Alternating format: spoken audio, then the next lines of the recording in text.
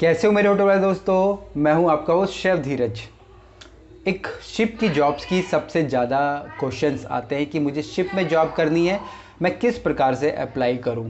मैं अभी कॉलेज में हूं, मैं डायरेक्ट अप्लाई कर दूं या मैं कुछ एक्सपीरियंस ले लूं। तो इस प्रकार के नॉर्मल कॉमन क्वेश्चंस मेरे पास आते ही रहते हैं। और जो भी वीडियो को पहली बार देखता है वो कभी भी पुरानी वीडियोस को नहीं देखता है, वो सीधा क्वेश्चन करने लग जाता है।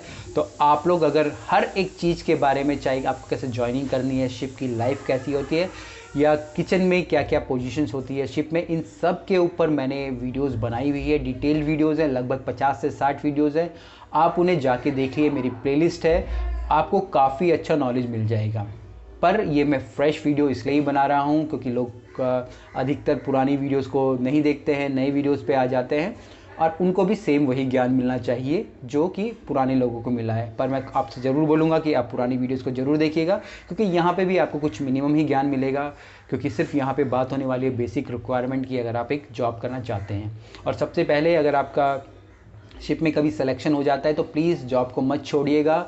ये एक लंबा प्रोसेस है जिसमें कि लगभग 7-8 महीने भी कभी कभी लग जाते हैं, उससे भी ज़्यादा कभी कभी लग जाते हैं, जब तक आपकी जो एजेंट है जो आपको हायर कर रहे हैं वो ना बोल दे कि आप अपनी जॉब छोड़ दिए, तब तक मत छोड़िएगा। या फिर जब तक आपके हाथ में टिकट नहीं आ जाता आप अपनी जॉब मत छोड़िएगा, करते रहिएगा।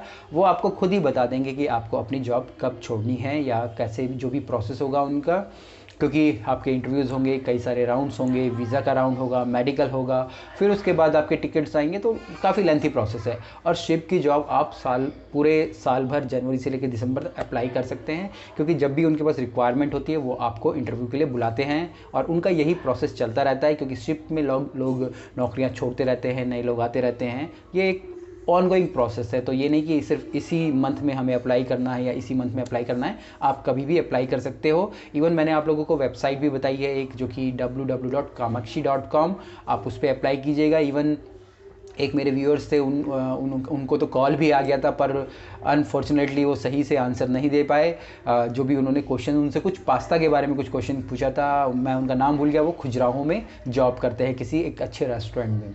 तो चलिए, और जो भी वीडियो को पहली बार देख रहा है प्लीज़ चैनल सब्सक्राइब कर देना, लाल वाला बटन दबा देना। अगर आप चाहते हैं मैं डायरेक्ट व्हाट्सएप पे आप लोगों को वीडियो भेज दूं तो मुझे आप हेलो हाई लिख के भेज सकते हैं, रिक्वेस्ट कर सकते हैं, मैं आपको अपनी ब्रॉडकास्ट लिस्ट में ऐड कर लूँगा। पर आप भी मेरा नंबर अपने मोबाइल पर सेव कर लीजिएगा, तभी जो भी मैं वीडियो भेजूँगा आपके पास पहुँच पाएगी।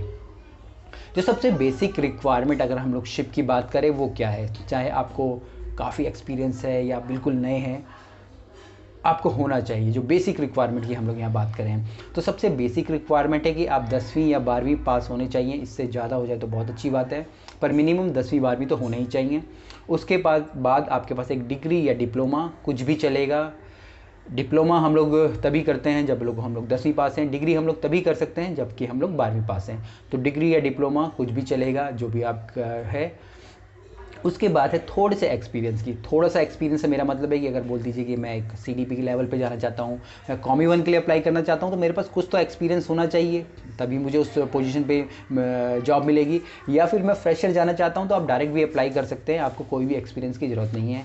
उसके बाद है आपका इंग्लिश टेस्ट। जी हाँ, आपको बेसिक इंग्लिश की रिक्वायरमेंट होती है। अब ये बेसिक इंग्लिश की रिक्वायरमेंट चेक कैसे होगी, एक टेस्ट होता है जिसको कि मर्लिन टेस्ट होता है कहते हैं। कुछ अमाउंट मैं भूल गया, कुछ 1000 या 2000 का कुछ ये टेस्ट होता है, ऑनलाइन टेस्ट होता है। आपके एजेंट ही आप लोगों से ये मर्लिन टेस्ट करवाते हैं। आपको आपकी पोजीशंस के हिसाब से क्वेश्चंस पूछे जाते हैं, जैसे कि हम लोग बोलते हैं आइल्स इंग्लिश क्लासेस हम लोग लेते थे।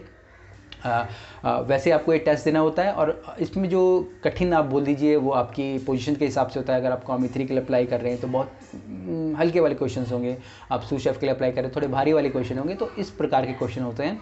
बाकी अगर आप मर्लिन टेस्ट की तैयारी करना चाहते हैं मेरे साथ पर्सनली, तो आप मुझे पिन कीजिएगा। मेरे पास कई सारी चीज़ें हैं जो कि पेड सर्विस के तौर पर आप लोगों को मैं प्रोवाइड कर सकता हूँ। आप मुझे व्हाट्सएप पे कॉन्टैक्ट कर सकते हैं, क्योंकि मैं अभी कई सारे स्टूडेंट्स को ये ऑनलाइन कोचिंग भी प्रोवाइड कर रहा हूँ, अलग अलग जो भी उनकी रिक्वायरमेंट्स है। उसके बाद है हमारा जो भी कैंडिडेट होगा वो मेंटली और फिजिकली फ़िट होगा। मेंटली फ़िट मतलब कि आप दिमाग से तंदुरुस्त होने चाहिए, ये नहीं कि क्योंकि शिप का जो माहौल होता है वो हमारे लैंड से बिल्कुल अलग होता है। आपको 6-7 महीने शिप में पानी में रहना बहुत होता है, अलग अलग नेशनलिटीज़ मिल जाती है, पूरा ही आपका हम आप हिंदुस्तान में आपको पूरा ही एक वहाँ एक पूरी दुनिया देखने को मिल जाएगी। तो काफ़ी कुछ बदलाव होता है। तो थोड़े आप मेंटली स्ट्रांग होने चाहिए। फिजिकली का मतलब है कि आप अच्छे से काम कर सकें, आपको दिखता हो, आपकी बॉडी पार्ट बिल्कुल मूव कर रहे हो, ये सारी चीज़ें। और इसको प्रूव करने के लिए वो आपके जो कि मेडिकल टेस्ट होता है वो करवाते हैं और आपको वो अप्रूव कर देते हैं कि आप लोग फिजिकली और मेंटली फिट हैं। और सबसे इसके बाद जो सबसे इम्पॉर्टेंट है, ये तो सारी चीज़ें हो गई, आपको करनी ही है। इसके बाद होता है आपका इंटरव्यू। आपको इंटरव्यू देना होता है। इंटरव्यू में क्योंकि ये कोई फूड ट्रायल नहीं होता है, यहाँ पे आपको बेसिक्स आपकी थ्योरी के बेसिस पे, आपके एक्सपीरियंस के बेसिस पे आपको जॉब मिलती है। तो आपको आपके जो बेसिक क्वेश्चंस है बहुत अच्छे से प्रिपेयर करके जाने पड़ते हैं। आप इसके लिए मेरी बुक ले सकते हैं। कॉन्टिनेंटल की बुक है, इंटरव्यू की बुक है और बेसिक कुकिंग की बुक है। वो बेसिकली कॉन्टी बेस के लिए ही है और आप उसको पढ़ के, पर आपको पढ़नी पड़ेगी, नहीं तो लेके भी कोई फ़ायदा नहीं है, नहीं तो फिर आप वीडियोज़ ही देखते रह जाएंगे। एक्शन तो करना ही पड़ेगा ना। आप उस बुक्स को लेके अच्छे से सीख सकते हैं। बाकी कुछ क्वेरीज होगी आप मुझे डाल सकते हैं।